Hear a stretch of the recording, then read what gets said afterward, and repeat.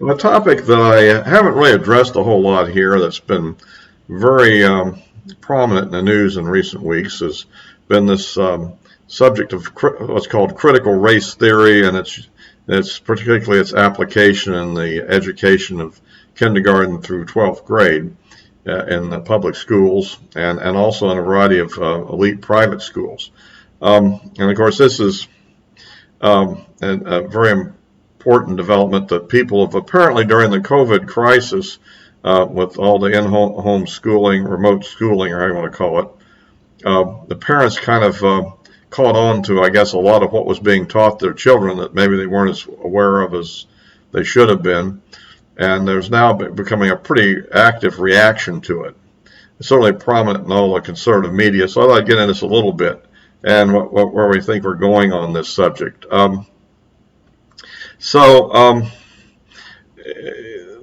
First of all, one thing that bothers me a little bit, and I think we need to be careful is how things are framed, is it's being presented as if people are objecting to people teaching critical race theory, that is, a theory. Well, that's not really what we're objecting to. If somebody simply said, well, you know, there's a theory out here called critical race theory which maintains these things, and we're going to have an objective discussion of it. Is it a valid theory or is it invalid? What evidence for it or against it? I don't know there'd be a whole lot of problem with that necessarily, because except the question is, why would you be spending so much time in so many different grades discussing such a crazy theory? Of course, and particularly, is this an appropriate topic for people in elementary school at all? I mean, really, it seems to me that below the advanced college level to maybe, like to say, law school or political science courses or something like this, that even the idea as a topic seems a little bit extreme. But of course, that isn't really what we're talking about. We're actually talking about an indoctrination program based on the assumption that critical race theory is valid, and therefore they're applying the conclusions of this theory in order to propagandize people. Okay, by the way, if you like these videos, please subscribe and give me a like. It helps out with the algorithm, as everybody says on YouTube, and forward them to anybody else that might be interested, because you can forward the link, and to people that aren't subscribed. Okay, and that's kind of where I'm coming from here. And I think everybody knows these are basic facts, but somehow in the discussion we're hearing the leftists first start off trying to deny that there really was any critical race theory, or what was it. And now the head of this American Federation of Teachers has come out and said they're going to use their financial resources to legally fight any law that tries to oppose it in some way. Although they're also talking about teaching true history or something. Well, and along with this CRT issue is another issue which is called the 1619 Project, which is kind of a false viewpoint that the key thing about the history of the United States was slavery, which of course is completely absurd. And of course, the 1619 topic comes up because of the fact that that was a year that something on the order of 19 or 20 African slaves were landed in the United States and traded for some goods by a slaving ship. However, in a book on the 1620, which is a counter argument to it, they point out that there's no evidence that these people actually were enslaved once they were in the United States, but they probably became what's called indentured servants, which meant they were actually freed after a period of time like 7 years or so.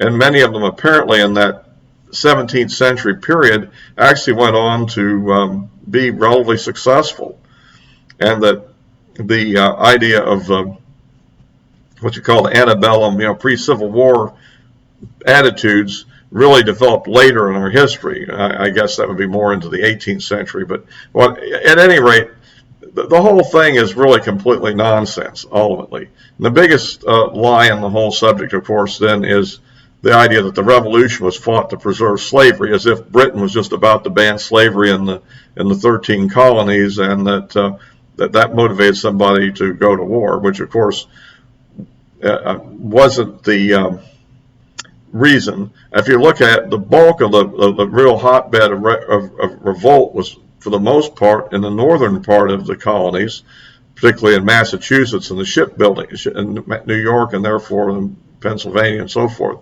The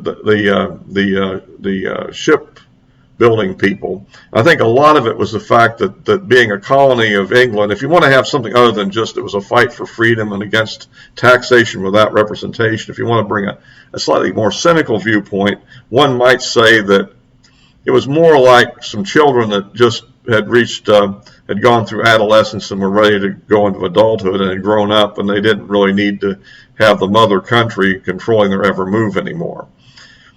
Or maybe a cynical viewpoint was the fact that the various wars that Britain got involved with in Europe limited our trading opportunities when Britain was putting embargoes on various countries because they were at war with them, and we weren't allowed to trade with them for a period of time. And that was kind of disruptive to business, and it'd be better off if we were just free and independent. You can look at it either way, and I'm sure that both were part of the issue, both the objection of taxation without representation and also the same argument that there was a lot of economic and developmental advantages of being independent. But at any rate, that has nothing to do with slavery, and there was no proposition to end it at all at that time. So anyhow, it's basically a bogus thing, and I guess the author of this thing just got herself tenured at the University of North Carolina. So it just shows you how absurd things are out there. But getting back to CRT and that sort of thing, so I think I have some ideas on how to oppose it, though. I kind of digress a little bit, but the two are kind of connected because the indoctrination of critical race theory and also teaching history from the 1619 point of view seem to kind of go hand in hand, which is why I kind of brought that in.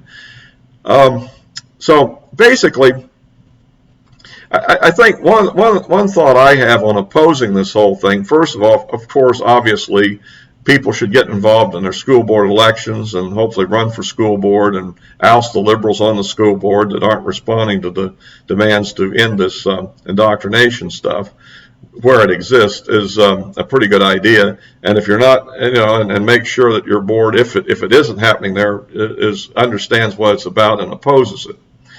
The other thing that occurs to me is the different tactics that might be used. And one of them, I think, is legal challenges based on the idea that this is child abuse. In other words, okay, you have your, and I guess the white children, of course, it would be the ones that would be playing this tactic, is to say that let's say the child is now depressed, and why is the child depressed? Well, the parents find out the child's depressed because they've been told they were an oppressor and a bad person, and that makes them feel bad, and that makes them feel bad about themselves, and therefore maybe we could get them some psychotherapy involved, and then essentially get attorneys involved and say that this is a form of child abuse. I think it's an interesting tactic that I thought of that would be that some people that have the right resources, and I mean, most people wouldn't have the money to do this and inclination, but those that do, it'd be an interesting tactic. And of course, it would only take one family and one set of lawyers to successfully in a given school district to win to shut the whole thing down. And I think maybe also to deter the implementation of this idea. So I mean, that's just one concept that crossed my mind, is this is really a form of child abuse. And there are other programs that are going on that also could probably be challenged in various ways and have been brought to attention. I'm not sure exactly how widespread this is in every school. It probably is the case that in some schools it's quite intense. In other schools it probably is there, but it's more background noise. It isn't as intense maybe. I mean, are they really going through everybody to state what their privilege is and so forth? Another possibility, and I think this would be probably more effective for older kids of the high school age, would be for people to get together and openly challenge it in school and say, well, I mean, it's better to be the oppressor than the oppressed, perhaps. Huh? I don't know. I mean, who wants to be oppressed? I don't know. Maybe that's a little bit dangerous. On the other hand, there may be some people that maybe want to pursue this. It's an interesting question because I think the other question is, will this lead to violence at school? I mean, with people being told that the other person's oppressor, another person says, no, I'm not, and then somebody throws a punch and somebody gets expelled from school. I don't know. Will it create those kind of conflicts? I don't know. Maybe, maybe not. I'm not sure. But these are all issues that we need to think about. But I think it's important that parents get involved here very quick. And I'm also for the legislatures, passing rules against this. Now, you have to really kind of word them the correct way. The one problem with these kind of laws is that sometimes people don't really think through what the full implication of it is if they don't word it correctly. For instance, I wouldn't say that it's illegal to teach critical race theory. That's the wrong thing to do. But I think you could argue that providing programs that are racially divisive, that are racially discriminatory, that accuse one race or the other of being in any way evil or bad, those sort of things would be banned. Because obviously, if the victims of being declared in some way bad or not good were anything other than white children, obviously that wouldn't be allowed, right? So it shouldn't be allowed against the white children either. And I think that's a very important thing to do, is to phrase it in those ways. And I think if it's phrased smartly, I think these laws can be effective, and they're not a substitute for parental involvement. But I know Eric Erickson was making a comment to do the parental involvement's the way to go, and I'm all for that, except there's no reason not to pass the laws as well, in my opinion. Anyway, I'll kind of wrap this up for now, and if you want to also follow me on social media, the links to those social media accounts I have are below in the description.